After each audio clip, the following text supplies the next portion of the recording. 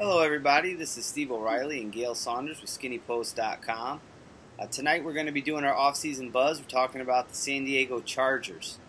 Guevara's 101, who is one of our subscribers to the Skinny Post TV YouTube channel, posed a question about what our thoughts are regarding San Diego Chargers wide receiver Vincent Jackson and their left tackle Marcus McNeill. He knows that they signed Josh Reed and Trey Thomas, but he's wondering if the Chargers can be effective enough even though Jackson and McNeill won't be around until Week 10. Gail, what are your thoughts on the situations out in San Diego with these two-star players? Well, initially when you hear Vincent Jackson is not going to show up to the 10th game of the season, if he does show up, and then Marcus McNeill, your blindside guy, left tackle, you got to be concerned. Initially. But they've got to be confident in Malcolm Floyd, who had a decent season last year, and then you have Legadou Nane, who's going to step in, and you have other role players that could step in. But then you have Antonio Gates, who's also a beast in the middle, and I think they have a great shot of being successful. Now, if you look at the schedule, that's one thing that you have to look at. Looking at their schedule, they're about tied 29th. Their opponents coming into the season are, what is it, 116 and 140 is the record combined. So they have a good shot making it into the playoffs.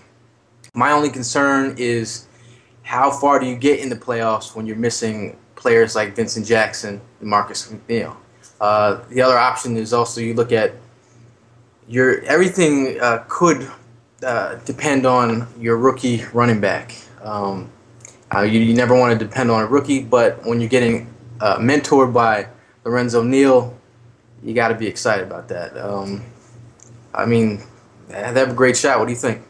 Well, let's start with Vincent Jackson. He averaged 17.2 yards per catch over his career, so he's a legitimate deep threat. The Chargers are a team that likes to do play action. They run the ball a lot, and then they like to go up top and burn you deep. They've got big, tall wide receivers to do just that. They like to throw the ball deep. He's had 2,000-yard seasons, and he's a guy that can stretch the field. However, with that said, as you noted, the Chargers have a ton of weapons offensively, so I don't think it's going to be a problem, distributing the ball. They've got a new running back in Ryan Matthews, so they're going to give a lot of touches to. Sproles is going to get a lot of catches out of the backfield. They're not going to have a problem spreading the ball around. So with Vincent Jackson, also he's facing a 3-game suspension to start the season. So I think some of his leverage right now is a little tied. I know other teams have probably been contacting the Chargers. There's been a lot in the news lately. Some trade rumors.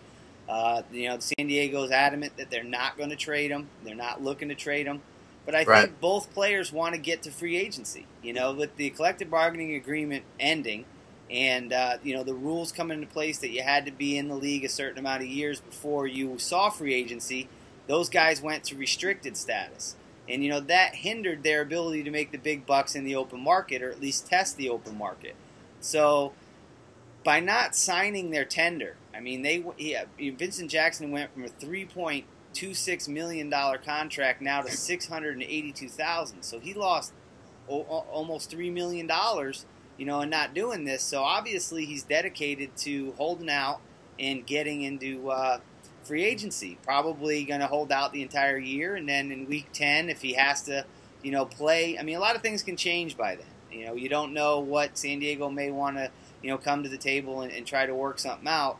But with that said, that they're not going to trade him, they're not going to do all those things, I don't think Vincent Jackson is the main issue right now. I think Marcus McNeill is a bigger issue. I think that they can't go on without him, especially if they try to make a deep playoff run. The AFC West isn't exactly stacked. So, their schedule, like you say, it's not extremely difficult. They'll probably be able to get into the postseason. But the question becomes, what do they do in the postseason as they start facing better defenses, as they start facing guys that can really rush off the edge? Is Trey Thomas going to hold up, who they just signed? Is he going to be there through 16 games and then deep into the postseason, give him that, that blindside protection. A.J. Smith is known for being very stubborn. He was quoted as saying in an article that I read that, this is what he said, and I quote, "It hurts when you don't have your players. How are you going to win a championship without your left tackle and your wideout?" End quote. So, he knows that they're not there. I mean, the team knows it, they feel it, but I don't think the Vincent Jackson issue is as big as Marcus McNeill. So, I mean, you gotta get Marcus McNeill in there. I mean, he's your cornerstone left tackle, and with D'Brickashaw Ferguson getting his money, that just shows. The Chargers just lost all leverage right there. So Marcus McNeill now sees what he can possibly get and what's out there on the market. And like you said, A.J. Smith has taken a hard stance. He said he's not moving. He's told the team that prepare to move on without them. So that's what he said. Right. And, they set precedent. They got a lot of superstars on that team. So if they start catering to some of them, then everybody else says, well, hey, I want to redo my deal too. And they don't want to sign, anybody to a long-term deal or throw around big money not knowing what's going to happen with the CBA. Other teams, like the Dolphins, who made Brandon Marshall the highest paid wide receiver in the NFL, Vincent Jackson sees that. And I'm sure he compares himself to those elite-type players because his numbers are so good. He is a 1,000-yard receiver. He does have a very gaudy yards per catch average over his career. So he's probably saying, hey, look, I want to get my hands on some of this cash, but I just think his timing is bad. With the CBA going down, his situation is a little bit dicier, but, bringing in a rookie running back, bringing in, a team that likes to pass the ball deep a lot, they need that left tackle. They have to have that left tackle position shored up. You've got to know that your franchise quarterback, Phillip Rivers, is going to have time to get the ball out.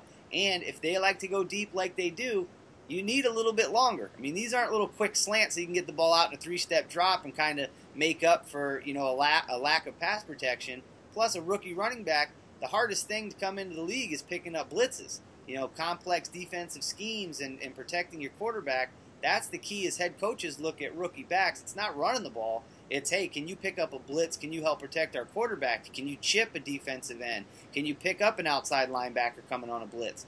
So you don't want to put all the onus on, Matthews to do those things. So you want to have your guy in there to do it. We reached out to Roman Oben, a good friend of ours here at skinnypost.com. We got him on the phone. We wanted to hear what he had to say about the situation.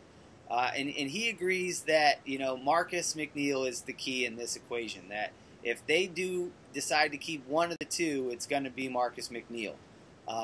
He said that, he feels there's a lot of offensive weapons, and, they're going to find guys to get the ball to. They've got a lot of playmakers. But, if they both do sit out and they're steadfast about becoming a free agent, he sees Marcus McNeill getting signed first, and the offensive line will definitely miss him. Roman Oben is a guy who played on the same team with Marcus McNeill. He was the left tackle before McNeill. When Roman got hurt, Marcus stepped in. He helped mentor him. He knows what the guy can do. He really feels strongly that McNeill is the cornerstone to that line. And, it's a good offensive line, but without your left tackle, you're facing guys out there like DeMarcus Ware and Elvis Dumerville and edge rushers who can really get at the quarterback. I think they're going to have to try to get McNeill in under contract, and A.J. Smith may have to bend a little bit there. Vincent Jackson might just have to sit out and see what happens down the road. But I don't think they get traded. I don't think Smith wavers too much from his stance, and I don't think that the Chargers really lose too much either. I still think they can win 12 or 13 games. They have a lot of talent. They're going to be able to spread the ball around. They're going to be able to score points. The defense is going to be the key, and they'll be in the postseason. I'm pretty sure they'll win the AFC West. I think the running game will be the big difference this year. LT was only averaging 3-point-something yards a carry, not too much. So you look at a new guy coming in with a quick step. I think that could be the difference. And yeah. That's pretty much what we got on San Diego Chargers. This is Steve O'Reilly. That's Gail Saunders. This is SkinnyPost.com. We'd like to thank Roman Oben for dropping in and give us a little input earlier in the day, talking about San Diego's offensive line and wide receiver position. And we are giving you the Skinny 24/7.